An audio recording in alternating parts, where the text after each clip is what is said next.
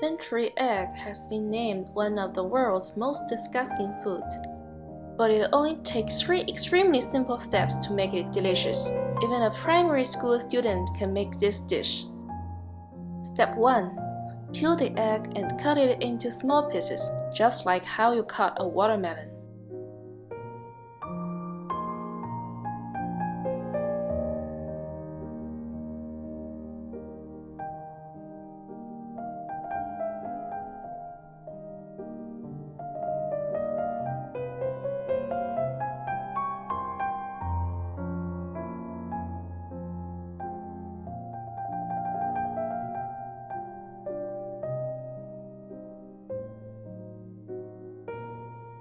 Step 2. Make the seasoning. Mix a spoon of soy sauce, a spoon of vinegar, a spoon of sesame oil, and half a spoon of salt together.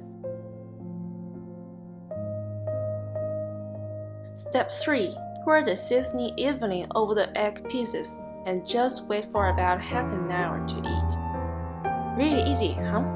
Don't forget to subscribe me to get more simple recipes.